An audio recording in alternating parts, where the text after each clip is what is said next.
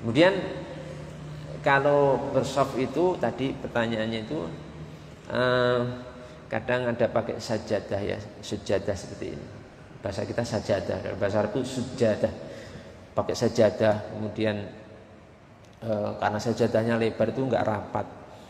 Enggak, pertanyaan itu enggak nempel ke, tadi ada di WA ya pertanyaannya, tapi lupa saya WA-nya untuk live ini. Kakinya enggak nempel itu. Bagaimana? Begini ya pemahamannya, bahwa bersaf itu, merapatkan saf itu tidak harus nempel kakinya. Jadi yang penting sudah rapat, nggak harus nempel. Karena hadis yang berbicara dalam masalah itu bentuknya adalah majaz hiperbola, majaz yang menunjukkan penyangatan saja.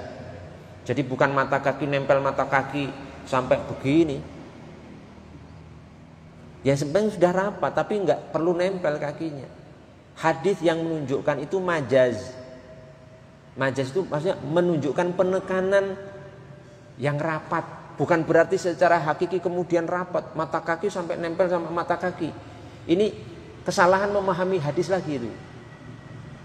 Kesalahan ini.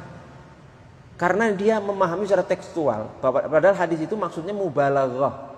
Bisa dilihat, dicek di Fathul Bari, Imam Al-Hafidz Ibnu Hajar mengatakan itu maksudnya al-muradu bihi, yang dimaksud dengan hadis ini al-mubalaghatu fi taswiyatis sufuf wa syaddi khalaliha.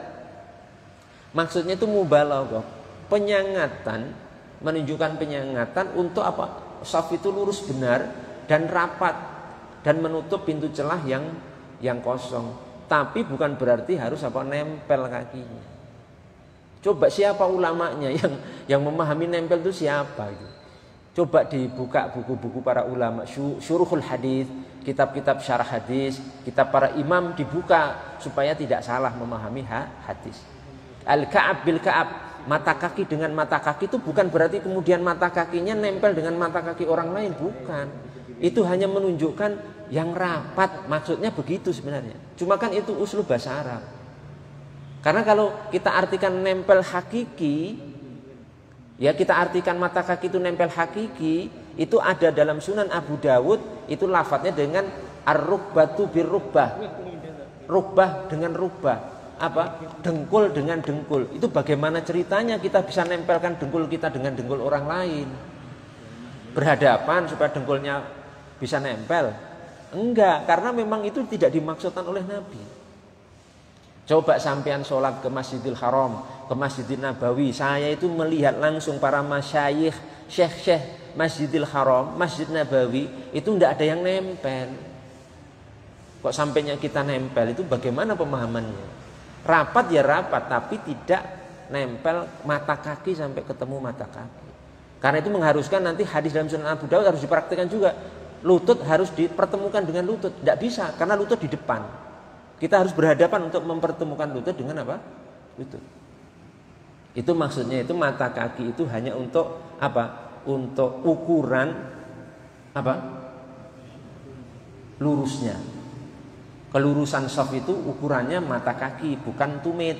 Tapi mata kaki, bukan jempol, tapi mata kaki. Maksudnya begitu. Paham ya? Itu sudah diberi peringatan oleh para ulama banyak sekali. Dari para ulama Saudi juga ya, para ulama-ulama besar di Saudi itu sudah memperingatkan itu kesalahan pemahaman ini, dan ini terjadi di Indonesia. Terjadi di Indonesia dan sebagian negara. Dan ini termasuk pemahaman yang gharib, yang asing. Karena apa? Kok terjadi pemahaman seperti ini? Kemungkinan karena tidak melihat penjelasan para ulama dan juga keterangan para ulama dalam masalah. Segala sesuatu dalil itu dipahami tekstual. Isteknya apa diterjemah ya diamalkan. Mengamalkan ilmu agama, mengamalkan agama kok pakai terjemahan? Tidak boleh, bahaya. Karena tidak setiap hukum itu bisa diwakili dengan terjemahan. Jadi biasa saja, sudah ya rapat-rapat langsung nempel.